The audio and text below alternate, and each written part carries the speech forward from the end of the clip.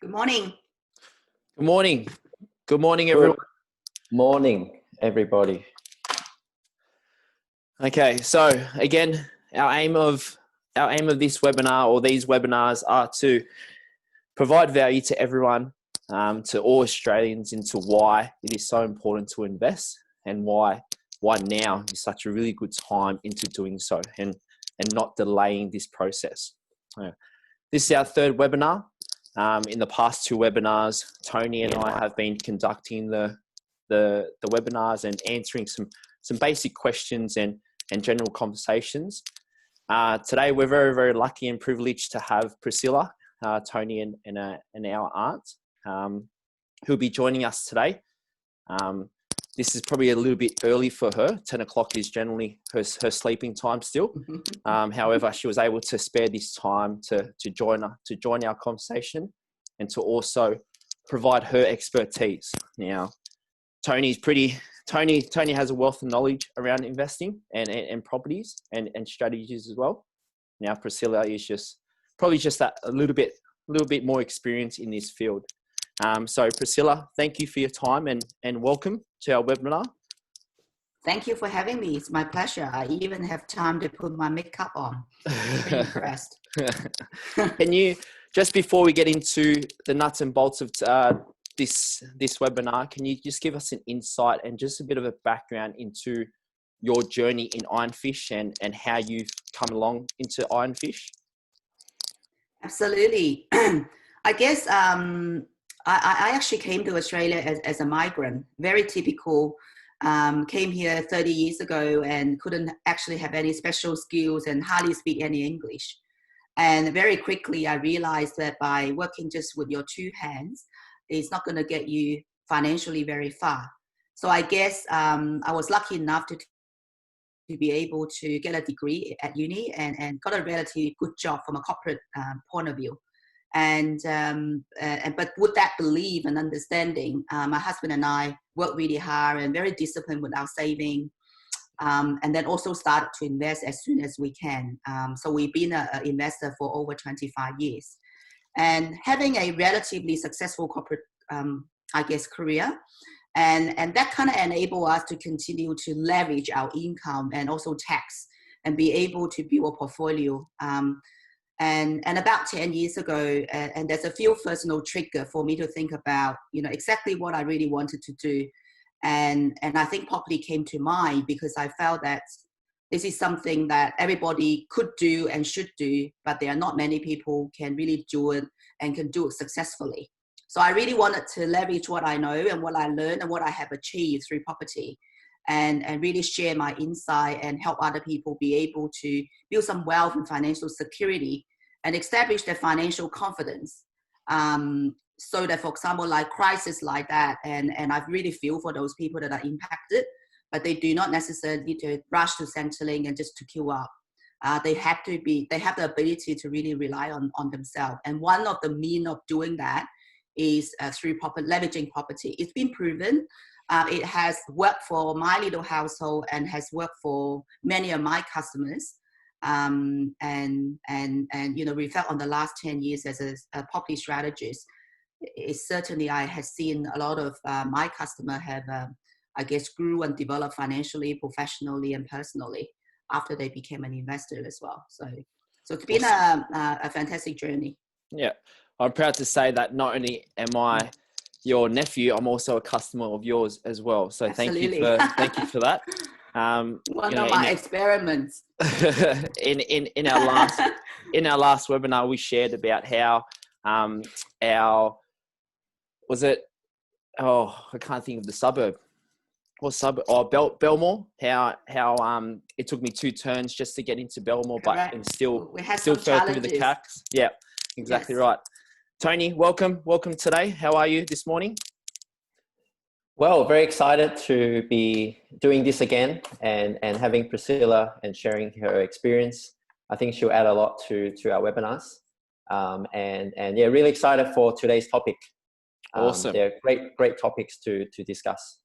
Okay, so let's get right into it. So today we're going to discuss 5 things that everyone gets wrong about property investing. Now, both Tony and Priscilla's boss or CEO of Ironfish, Joseph Chou, has just recently wrote a blog about, you know, these exact common themes that people get wrong about property investment. It could be their personality, it could be, you know, perspective, but we'll just get right into it, and we'll draw on to Priscilla's and Tony's expertise to really, I suppose, simplify it, even though the blog was written in simple format, and just to share any, I suppose, insight story or personal experiences that relate to these, you know, things that people get wrong. So Sure. the first thing that Joseph talked about was they lack strategic planning. So I might throw this to you, Priscilla. Can you please expand on what Joseph means by lacking strategic planning? I guess it depends. I think what I found as a strategist working with Ironfish for the last decade, and I feel that a lot of people is taking a very ad hoc, random approach as to come to creating wealth and creating financial security for themselves. Many people live it by chances or something that is like nice to have, but they're not necessary. But I think as Australians, or as a matter of fact, for everybody in the world, we're actually facing a big dilemma. Is that we're actually living, you know, much longer than before, and many of us are not financially set up to live through that longer age. You know, before, when you retire at 65, most people already die. You don't have a lot of years to live through, but unfortunately these days people easily live till 80, 90, even beyond 100. So you got to live with, I guess, you know, 20, 30, 40 years of living without active income coming in your pocket. So this is actually a big dilemma, but there are not a lot of solutions out there. If your hands stop working for you, bringing in income, what do you have that you could do before you get to that age, that stage? I guess, you know, many of us may have worked for people or involved in projects. So if you believe that having financial security, building wealth is one of the major projects as a human being in your life, then what do you do when you have a major project? Obviously, you need to set a goal or vision to start with, and then you have to pull some funding resources together. Most importantly, having a team to execute that project, right? Yeah. And so if you believe building wealth is a big project in your life, what are you doing? So you got to start with, what are you trying to achieve? How can I then get to from A to B financially? What do I need to bring to my team to support me to make sure that I achieve that goal? So it's very obvious, but not many people are doing it. And that's why Ironfish could fit in to help you and bring in a team together, help you to set the goal. I think also having a clear goal is also very critical to ensure that you know what you're trying to get at. What's the purpose of doing that? So at time of adversity, when you encourage challenges, you're more likely to hang in there. Okay, you're not swayed by those challenges along the way as well.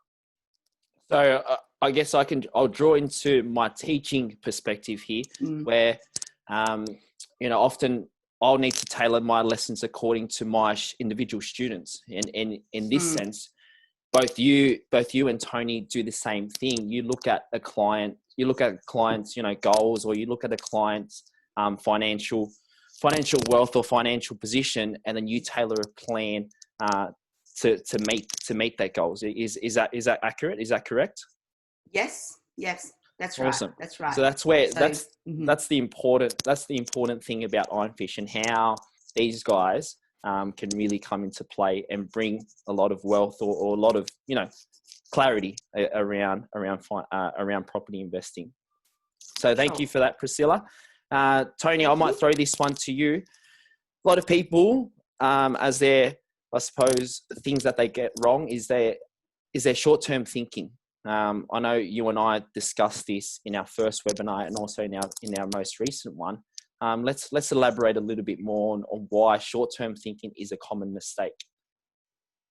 Yeah, this is a very common mistake for a lot of investors.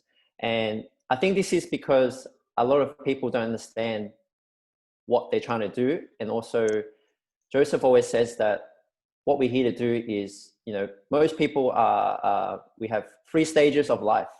The first stage is about education, learning, and that takes when people finish that stage, they're typically around, you know, early 20s, maybe mid 20s, depending on what their degree is. And then the next stage after that is earning. And this is the stage that we're all in, you know, from the age of early 20s to your retirement. That's our earning years. And that spans about, you know, 40, 50 years.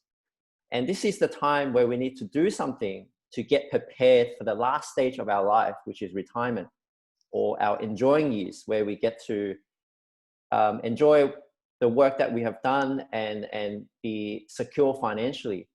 But because most people don't have that perspective, and that's why it really flows on to Priscilla's point earlier, most people do it on an ad hoc base. They don't view this as a lifelong project. And the longer that people delay this process, the less time they have to make sure they retire very financially secure. You actually just end up costing yourself because your earning years is limited. Imagine, ask yourself, would you be better off if you start in your early 20s, where you have another 30, 40 years of earning and saving and investing to do? Or would you be better off if you start in your 40s or 50s? The answer is clear. And also, it's the purpose. I think short-term thinking relates to a lot of people not having clarity on purpose. Let me give you an example. I know someone who did very well from a investor from a house and land project in Schofields a few years ago. And because they bought pretty much at the bottom of the market around 2014, 2015, by the time the land settled in late 16, 17 or 18, I think, the land has already gone up to 300,000. But what they did, is that they sold it at that time, just profited, and went on a 3-month caravan holiday. So what has that done for them? They have enjoyed the money, you know, the 200,000-300,000 profit, and went on a fantastic holiday. I can assure you, they probably had the best time of their life. But what has that done from a wealth creation point of view? You know, they have just spent all their profit in one go. And to me, that's the difference between earning income versus building wealth. Because all that money that they've created has just disappeared from one action that they've taken. So I guess if we were in their position, we probably have encouraged them to build on that wealth so they can continually use that ongoing. And again, based on my own personal experience for the past couple of months with even my share trading experience, I think short-term thinking has driven me to make a lot of incorrect decisions. You know, selling my shares too early when the market was going up because I wasn't sure on what the market was going to do. So I was trying to time the market rather than spending time in the market. So that's another good example of what short-term thinking could lead to. Awesome. That's an excellent insight. So our third point, or our third obstacle that people get wrong, is listening to the wrong people. So to Priscilla, why is listening to the wrong people a common obstacle or a common mistake? Yeah, it is one of the very common pitfalls of being a successful investor. And fortunately or unfortunately, property investing is one of those hot topics. And I always half jokingly to say, even if your hairdresser never invested, they always love to give their view to you when they do getting your hair done. And it's also very common. People said, you know, if my mom and dad loves me or my friend loves me, let me go and ask for advice from my friend and family. Now, all well and good, and please do that if they, your people that are surrounding you or your family or friends are already very successful property investors. They've been there and done that. They have a lot of hands-on experiences to support you. However, if they have not done it themselves and they haven't got result, then you have to think to yourself what real valuable advice they could really, really offer you. Just give you an example. One of my customer, he's a young professional. He came to me about a year ago, and we started a conversation, and we helped him to invest in a property. And he actually said to me, he said, look, Priscilla, my dad has been involved in, my dad had been a real estate agent for the last 30 years. He's now retired. But you know what? I came to you because he haven't even bought one property, haven't owned any property. And he's still renting until today. So I love my dad. My dad loves me. But when it comes to money matters and, you know, property investment, I came to professional people like you. Okay, so it's so important that you have to, again, surround yourself with a team that can really support you, can really add real value. It's not just, you know, what people talk about. It's what they actually can provide you from their hands-on real experiences. So follow people that have results. And very importantly, you know, if you look at the successful people, unfortunately, they're the minority. Sometimes we also need to have the courage and the gut to go against the crowd, not really just follow the crowd. Yeah. And I'll add on to that point, the wrong people I wouldn't say the wrong people, but the wrong source is the media. Joseph said in the blog, and we touched on this in our last webinar, Tony, that, you know, Joseph said in his blog that he's never ever met anyone that has been successful financially by following the tips or following advice from the media. So do not listen to the media. They often, you know, sell from a very biased perspective. And that really goes against, you know, what Tony and Priscilla, you know, does for a living. And again, their expertise. So our fourth obstacle that we'll move on to, and I'll get both of you to share your insights on this, but I'll throw it to Tony first. The saving and versus earning mentality. Now, even for me, I'm a little bit unsure about what this really means, and I had to really, you know, read up on it. So I might get both of you guys, again, Tony first, just to really, you know, simplify what this means. This is a very, very good one. And this is a very common trap that people can fall into. And the essence about this savings versus earning mentality is, I think in today's world, there's two categories that people often fall into. They're either really good savers, and it means that they're frugal, they don't spend a lot of money, they treat every dollar very, you know, respectfully, which is fantastic. And that's one of the key characteristics we look for, being, you know, a strong investor. But most people just stay in that stage most of their lives, and they just focus on saving every dollar, but not sure what to do with it. It means not invested properly. Because when Priscilla first started investing, you know, back in 25 years ago, the interest rate was a lot higher. You know, you could probably get away with just having $1 million in saving and get 15% or 17%, whatever it was, interest rate back in the time from savings, because that means 150 grand a year. You know, that's pretty good income, right? But now you look at the interest rate, just saving alone is no longer going to do the job for you. So we have to find other ways to invest. And on the other side of the spectrum, there are people who don't save and they just spend like there's no tomorrow. So it's about understanding, you know, the both ends of the spectrum. And the essence of that savings versus earnings mentality is that saving typically relates to a scarcity mindset. Because no one really gets wealthy or can get financially secure just by saving alone without investing. And also earnings is unlimited. You know, it relates to the abundance mindset, because the more you earn, the more possibility you get, and how aggressive your investing can be as well. Because the higher earnings, the more options you have, the quicker your journey can be accelerated when it comes to investing. Imagine the options you have from someone who earns 50 grand a year versus someone who earns 200 a year.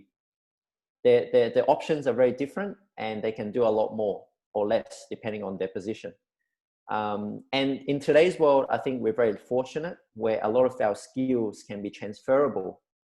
So in the old days, I think a lot of people just stay in their industry or their roles for the rest of their lifetime. You know, throughout their whole earning years, they stay in one industry or one job.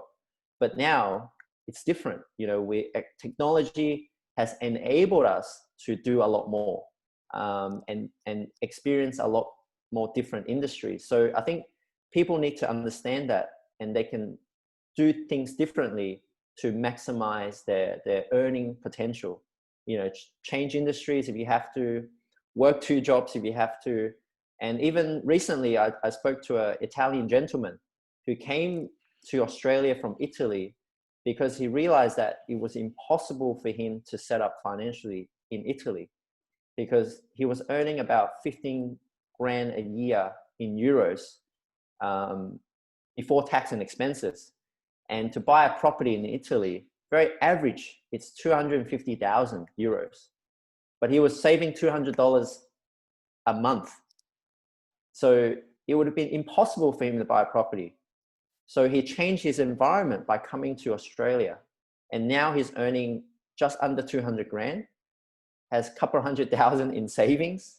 And I'm going to be the one helping him to, you know, invest properly to consolidate his financial position. So that's a very good example of how changing environment can enable much better financial outcomes. And we spoke about that in our first webinar about how, you know, all individuals are a product of our environment, you know, so that goes on to that point. Priscilla, anything that you would want to add about the savings versus earning mentality? I think Tony really summarized it really well. And I think, you know, we actually came from a Chinese background. Obviously, you know, being disciplined with your money, saving is a bit embedded in our culture. So it's actually a good thing to have, and it's a good discipline to have as well. But I think you got to think beyond that. It is very much that there's only so much you can save. But this earning is unlimited. It's up to you how you make your hard-earned money actually grow for you as well. The other thing I also just very quickly wanted to add on is about leveraging time. Now, obviously, when I first meet a lot of people, when they're just starting out, they say, look, just let me save. And I want to make sure that I save until, you know, I have 20% deposit. That's where I reach out to you. But there are different method or different way of investing that you don't have to absolutely have 20% to be able to get started. Okay, so we can actually talk to you and you know, share with you how you may be able to have smaller deposit, but they can still be able to leveraging time to get you started as well. Yeah, so just being, you know, basically get yourself educated, talk to professional people like us to find out, you know, how can I make a move faster, you know, before you get to the 20% as well. Yeah, awesome. And I now just want to add last to that point, Joe. Sorry. Quickly. Yep. Just want to finish off this topic is that once people stay comfortable with or they think that they can only earn just say 80 grand a year and that's it, they would actually adjust their lifestyle accordingly so that all their habits and spending patterns come back to meet the 80 grand income. And typically what happens is you stop growing as a person because you think, oh, I'm doing well because with 80 grand, I can do everything I can. I can travel maybe once a year domestically. But you stop growing as a person because you stop learning, you stop, you know, networking, you stop doing things differently at your role. So it's actually, you can become very stagnant very quickly if you're conditioned to just being, oh, I'm satisfied with earning 80 grand. And that's another key message that I think Joseph was trying to convey. It's a big, very common mistake that people can just stay very stagnant. They don't look for ways to grow in their thinking, in their mindset, and investing is just a byproduct of that. Yep. Okay, so our last obstacle that Joseph talks about is knowledge without action. So Priscilla, can you lead us into the dissection of what this means, knowledge without action? Yes, I think many would believe that, you know, knowledge is powerful. And to me, in my humble opinion, I believe that, you know, knowledge without action is pointless. So being a property strategist with Ironfish for, you know, almost a decade, I actually have met a lot of familiar faces every time we have host event or education workshop. There are regular seminar goers. But when we actually sat down with those people, and they always have different reasons or excuses not to do certain things, whether the market wasn't right at the time or personally I have some challenges, and all kind of different excuses. So ending up they have nothing really under their name, so they haven't quite transformed those knowledges into actionable insight and actually do something about it. So to me it's actually very simple. If you want stuff, you do stuff. Okay. And knowledge is all about application, to making things happen. To make things happen, you just have to apply.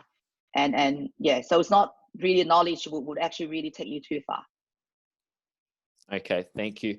So that's a wrap up in about the dissection of the article and the 5 things that people get wrong about investing. But just to finish off this webinar, we've got 3 different questions that the audience has generated for us. So Tony, I might throw this question to you. The question is, what can you say to the audience who may be worried about this COVID-19 situation period? Is now a good time to invest, and why or why not?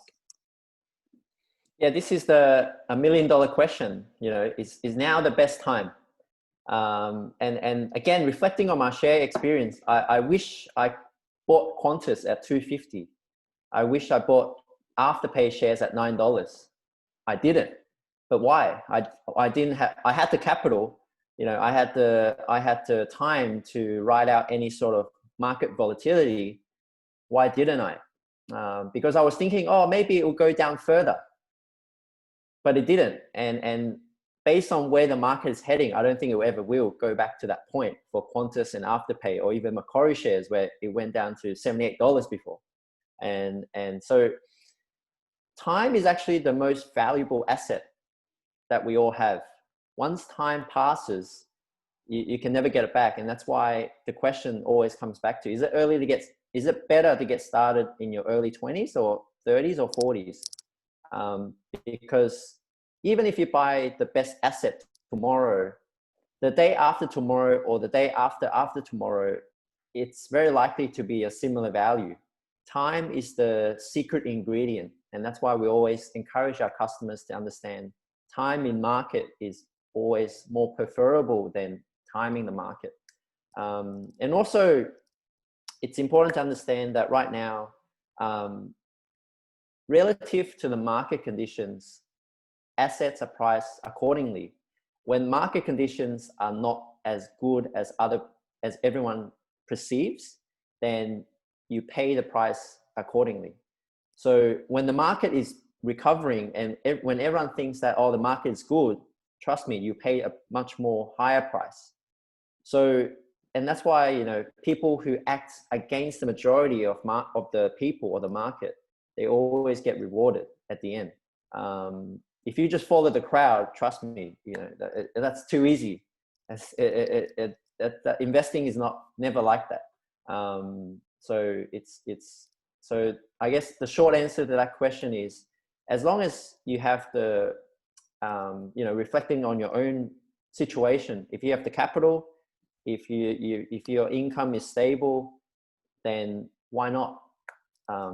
As long as you're not trying to time the market and have that long-term strategic thinking. Yeah. So I hope that paints a picture.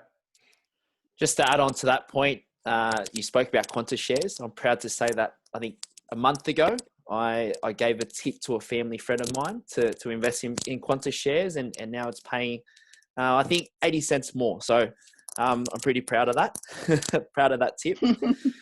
So our second question that the audience generated could be a hard question to answer, I suppose, a very broad question to answer, but what will the market look like in the next 12 months, Priscilla? How do you think it will go? I think that this is a $4 million question, not just a $1 million question. Now, the short answer is that I don't know. Okay. But obviously, if you want my 2 cents worth, there are some uncertainties in the short term, depending on a number of things. And I'm sure there even be theories from people telling you that, you watch out when all the stimulus package ending in September, that's where, the thing would happen. So I don't know what's going to happen. But again, touch on Tony's point as well. So you got to ask yourself, are you a speculator or you are a long-term fundamental investor? So if you want to speculate, yeah, you have to, understand what's going to happen tomorrow, what's going to happen in 2 months' time. But very simple, when it goes to long-term wealth building through property, we believe that property is a long-term game, not a short-term speculative game.